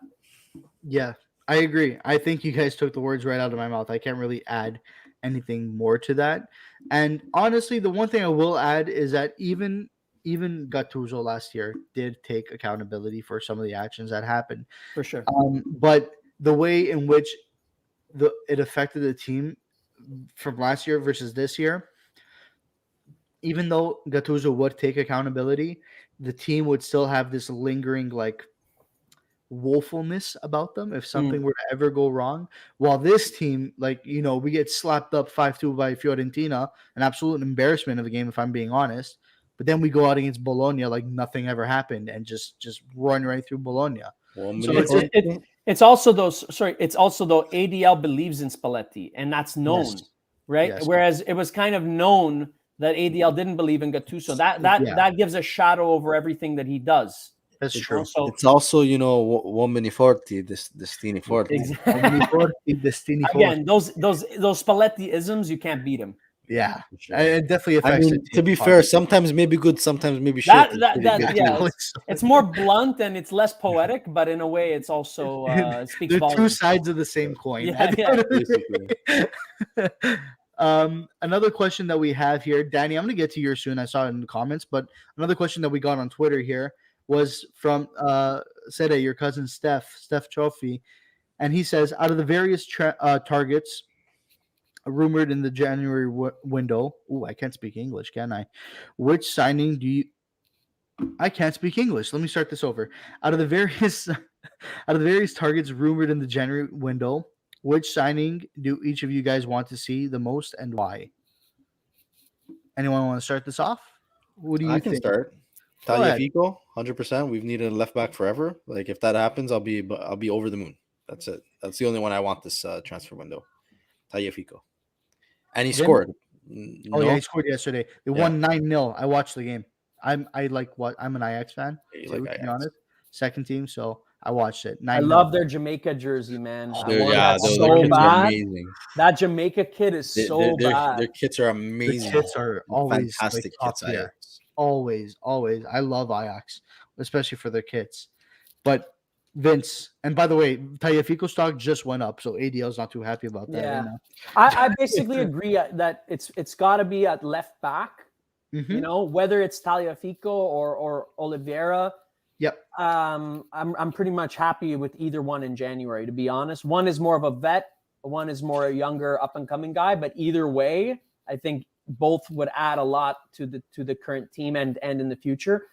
If it's inevitable that Rui is going to be leaving, then I think that, you know, even if we do sign a fullback now, we're going to need another one in summer anyway. So maybe the concept is get a guy who's 29, like Tagliafico, and a younger guy to be on the left, and kind of have a, you know, an experienced guy and an up and comer in the same position. That makes sense. But right now, if we sign anyone else in January and as a left back that the club targets, I'm happy with that, honestly. Whoever they sign as left back, I think right now that's better than Gulam right now. Yeah, I could probably agree with both of you. Honestly, nothing's kind of happened. January's almost done, anyways. Nothing's gonna happen in January. But if I were to think into the summer market now, Tagliafico is honestly probably number one on my list because of the fact, like, I've watched Tagliafico play for Ajax and I've seen what he's done as a player. Guy's a baller. Guy's a baller. He's a very strong left back, very attacking in an attacking sense. Defensively, like, he's good. Don't get me wrong, he's good defensively, but he's a better attacking player than he is a defending player. And that's the Ajax style. It's just the Ajax style, and that's something that he just grew up with, basically. So Napoli plays too, not enough. Exactly, but it fits. It fits his style perfectly, and I think he'd thrive in a Napoli setting. But another one that I'd like to see is probably like Parisi or Ricci in the midfield. Yeah. You know, young players. I think they're like 19 or something like that. 19, I think that happens in the summer, though, Carmi. That does happen in the summer. I'm talking about summertime here. I don't think it happens in January. We actually need to sign. We might get something over the line in January. You know. Yeah, we might. Especially if we can sell Malqui or Gulam, then we're going to sign. That's what I think. Yeah, it's all dependent on that. Yeah, but I think in summer, we might need to sign an Italian. We might need it because Insigne, we have a very few homegrown players right now. Yes, and Parisi, I believe, is from where's he from? Avellino. Oh, I think he's from Avellino. We need him. We need him then. Yeah, it's a. We've struck gold a few times from Empoli. Eh? Yes, exactly. We've also struck shit sometimes. Di Lorenzo Empoli. Right? Yeah, Di Lorenzo Zielinski Empoli. I think. Yeah. Zielinski. No. Was Udinese, no? On loan at Empoli. No. I'm pretty sure. Oh, no, I'm thinking of Alan. Alan was with. No, Zielinski at one point was owned by Udinese, but I think he also played for Empoli. He did, yeah. So yeah, we're there, anyways. But yeah, I'd say probably those two guys. Oliveira was a nice shout too, and I see it down here. Ricci's a baller. Even I can't pronounce his name. Brahmani, probably. Brahmani. Yeah, Brahmani. What do you mean? Yeah. We have a Rahmani and Brahmani. It's like Wario and Mario. Yeah, like, yeah. Evil double. Seriously. The Spider-Man meme where they're pointing at each other. Yeah. First day of training. But yeah, I think those two guys probably the best signings as of right now. Obviously, and something to replace probably Insigne, Anthony, wink, wink, go to Ajax again. Because kid is an absolute baller. Ballers, kid's a baller. That's a different discussion, though. Look at Danny. Danny's comment. Di Lorenzo, Zielinski, Tonelli, Sarri, even Valdifiori, but that was not. Did you guys see that the recent video going around of it's Giuntoli and ADL when Valdifiori's doing his treadmill and they're looking like, geez, who the hell are we signing right here? They knew they fucked up. They're like, damn. Their faces were brutal. They knew they got catfished from that point. Yeah, they got catfished. It was happened a few times for us. Oh, man. And last question, guys, before we end it off here. We have one more thing to talk about, and then we'll end it off real quick. It's from Danny. I got one for you guys. Could you see some of the youth players or the likes of Zerbin in the team next season? Okay. Zedbean is a baller in Serie B right now. Zedbean is having a good time in Serie B. But as for the youth team, I don't think our youth development is good enough to have Serie A players. But the Personally, Primavera is doing very good though, the Carmen. Primavera is doing very good, but we're still in the initial phases. We're not a Roma. We're not an Empoli. We're not No. a Fiorentina. We're not there. We're not there. We're good. There's a few kids on the Primavera that I really like Vergara. Vergara is decent. yeah, Canoli, Agostino Agostino, yeah. is good. Cioffi is good. I think they need a loan spell though. I don't know if they'll be ready next year, but if they get loaned out to like a Serie B team or something, somewhere where they'll get some playing time, but they'll be playing with men. There's no like let's see how that goes, standout right? where we're like all dying. Like that Yeah, guy, one yeah, guy is yeah. like ahead Well, of the rest. Like there was Well, Gaetano. look at Insigne. but- Insigne went to Pescara, right? Like he went Yeah. Napoli, and then he went to Pescara. So but we something kind like of knew that though. has Then to happen. even then, you knew like he's gonna like ball. Like he's good. Like he Yeah. was different. He was, like you didn't feel that way about Roberto Insigne. No one was like, oh my god, I can't wait till Roberto comes. Like you knew like Lorenzo was on a different level. Yeah, that's fair. I agree with that. But he wasn't on Like, anybody's radar until Pescara, though. Really and truly, kind of sort of. All like when He you was say- on. He was on our youth. He was on our youth team, and then he went to Pescara. Yeah, with what's his name? Immobile Zeman. and Verratti too. And Zeman with Verratti Yeah. and Immobile. Yeah. Like isn't that the problem right there, guys? Is that we have this talent and they just keep going elsewhere. Like Quagliarella, Donnarumma, yeah. Donnarumma, Parisi, Immobile. Mobile. In our back, literally back right door. there, Right in man. the back You know, door. you know how much talent comes from Campania. Campania? Oh, the Yeah, Campania like, team would win the wow. Scudetto every year if you did by Come on, region. Yeah, man. By region, we're one of the best. These Yeah. northern giants come and they farm us. They Of farm course. our area. Of course. Because that's like, Even all their fans are from us. yeah. If it All wasn't all so Juve good, fans are you'd from have the nothing south. right There's now. no northern Juve fans. It doesn't exist. Not that I'm hating on that. That's true. fine. That's just No, the, it's just- that's just the doesn't reality. Yeah, That's just the he's right. reality. He's right, 100%. Yeah. But to answer that question, I think we all agree on this, right? I don't think we have strong. Yeah, enough players. not next year. That no. Zerbin is the most. If anyone's standing out, it's him. That's it. Yeah, Yeah. I'd agree with that. If I'd anyone's agree with standing that. out, yeah. So, final thing. We've been going on for an hour and a half here, guys. Sorry, keeping you for a while. Oh, are you kidding me? This is a But this- pleasure. but honestly, Especially, this- we're in lockdown anyway. What are we gonna Yeah, do? We we're not can't going see nowhere each other in tonight. person. I just wanted to say this real quick.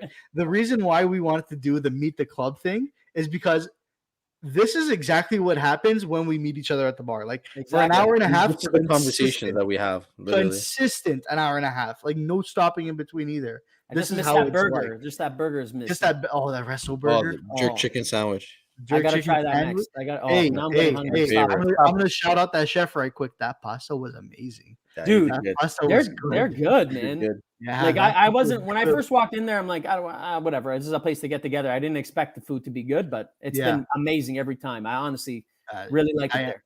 Diane's been the best, man. I can't wait to go back in the Can't next week, basically. Hopefully. So, with that being said, Crossed. last little segment. This one is something Sereno likes to do. We do it I think we do it in every episode. It's the Verdoliva vibe check. What are the vibes? Optimistic. I like. Let's say optimistic. It's an like it. optimistic vibe.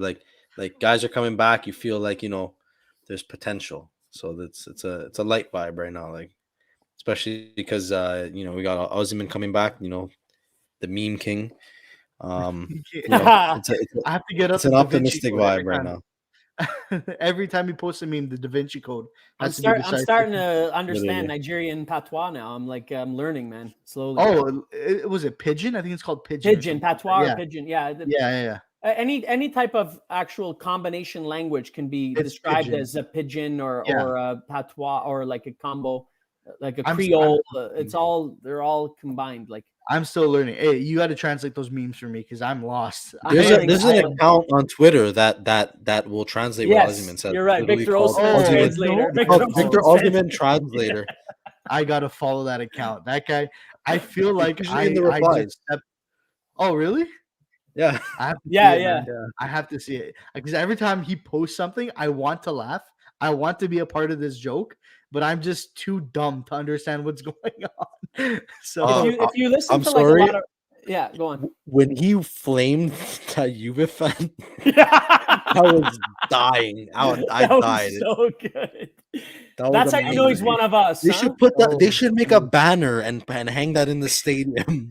Someone did make it a For quote for Juve. that, and they put it as their banner. You know, on Instagram. I would You know, No, I mean a that as a banner in the gold plaque. stadium. They got to get that in the stadium when they play Juve.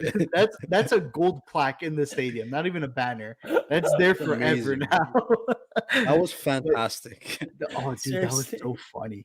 That was I so love funny it. because that guy definitely didn't expect him to reply. That's the thing. He Imagine sent getting out the flamed tweet, by a professional athlete on Twitter, like bad.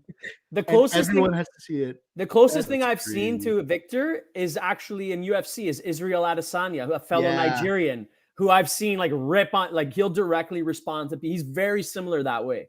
Very, very feel like- similar. I feel love like it. That's just like the Nigerian personality. Like, that's Exactly. what they I do. think so. Good man, That's I just what rate they it. do. Don't take shit from nobody. I Screw love them. it. No, I agree, man. I'm What not. do you I'm think? not. Just I'm because not, just because someone's famous, like you can like talk Just from that quote. shit, like and expect them to not He's say worth nothing? 100 million just from that quote. He's priceless now Exactly. because of that quote. The guy's Exactly. priceless. But yeah, the vibe check from you got the Vedaliba vibe check. Let's get the Vincent vibe Optimistic. check. Let's get that. Yeah, Vince vibe check. I mean, I feel like I don't know if it's a vibe, but it's like the boys are back in town. I'm feeling like I got like we're good, we're strong, but we got this wave. I feel like slowly we're piecing back together. Like the Mhm. little pieces that we've been hanging on, treading water, and now I feel like the waves are coming back. We're starting to really get flowing here, and agree. I think we're gonna keep building. We're gonna keep getting better because Victor's back. Now we're gonna get our boys from Africa. They're gonna come back. And by the time Lozano's back in form, he's going to be cooking some nice Mexican enchiladas on the side over there. And I think we're going to have a feast. We're going to have a feast soon against Inter. By the time the Inter game, we're going to be really sizzling, baby. That's what I think. Guys, I'm gonna change my vibe check. I'm gonna say we're warming up the grill right now. That's it. I feel that. cooking. That's it. We're just starting to sizzle, but we're getting there. So when are we gonna be cooking today? When are we gonna cook? February 13th versus Inter? Is that when we cook? Sunday dinner? Sunday dinner. We might, if it happens Sunday, we may have some good Sunday dinner, and then we'll cook some good. But I think some good tapas against Barcelona. We gotta make some nice risotto al limone, with against Inter. We're gonna cook some lemons that day. That's what I think. Yes, sir. I agree, man. And listen, I think I agree with you with the vibes here. Like getting these guys back. It's so reinvigorating just to see like we went through our tough time.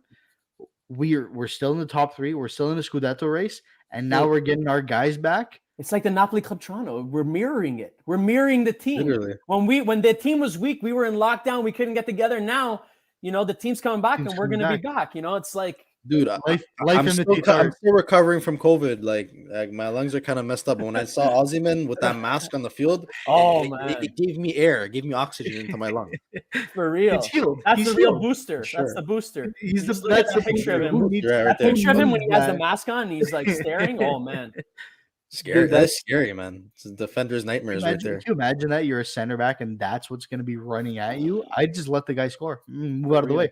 I'm going to bother defending. That's what. What's his name from the guy, the veteran who came from Atletico to Inter, and then he went to the center back from Atletico, Godin. That's what. Remember, Osimhen did that to Godin last season when he like basically ended Godin's career in that one movement. Nasty. He just like sat Godin down. You're like, oh, this guy's done now. That's it. Osimhen incoming 10 goals. Easily. Easy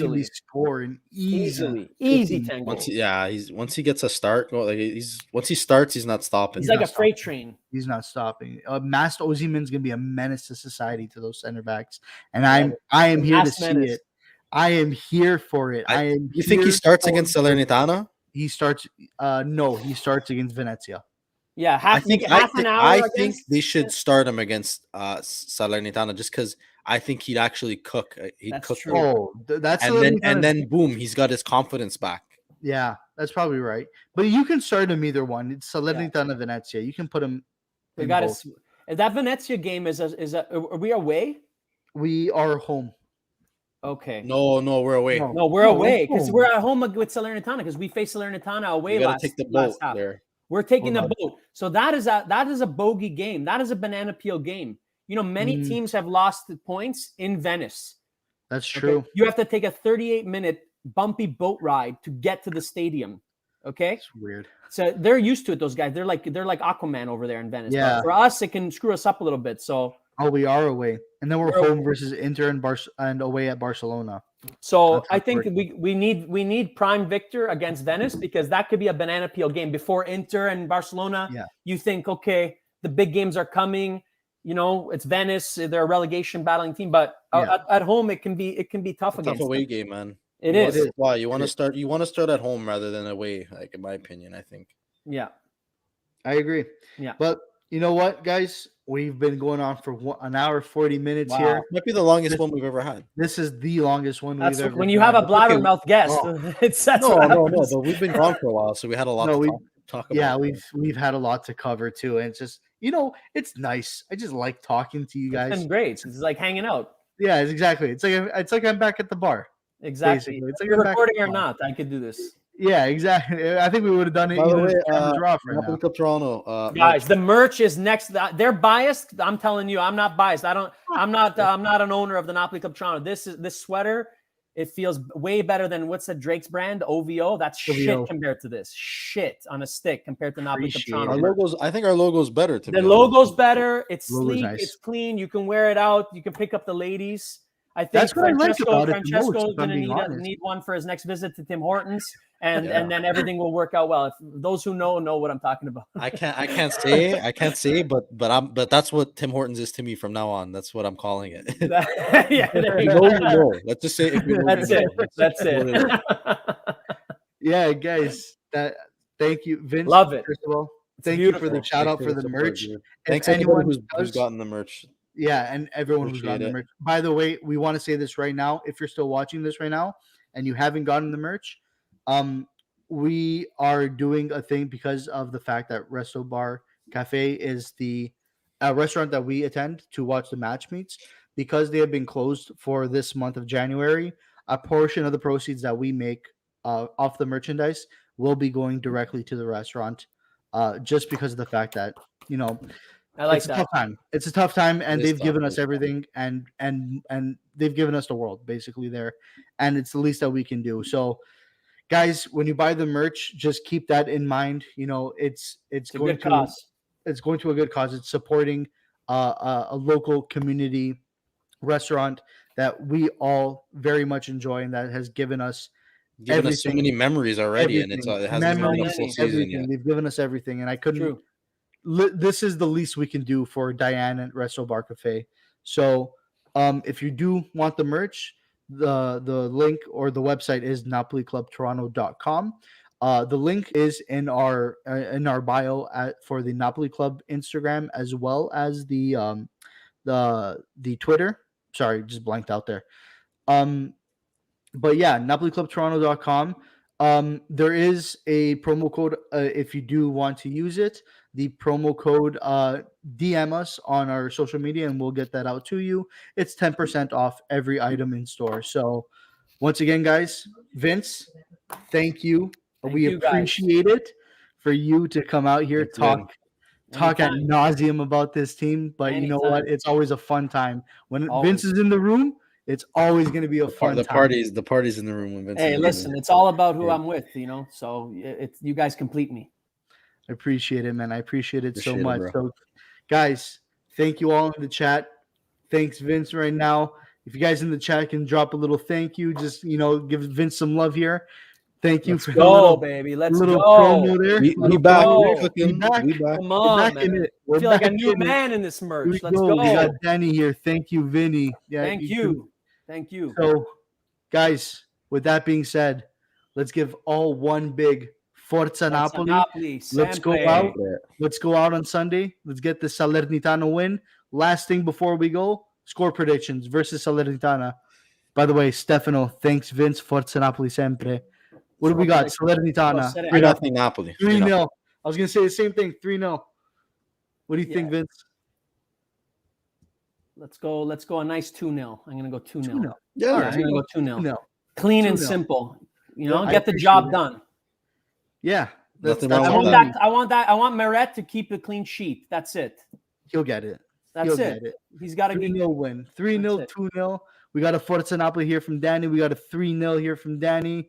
We got a Juan Jesus goal. Okay, I don't know. Listen, We're listen, extending guys, it over here. guys, miracles can I happen. think Jesus of Nazareth will score Probably. for Juan Well, Jesus. he's actually scored. It's been against us, Yeah, and then it's he scores offside.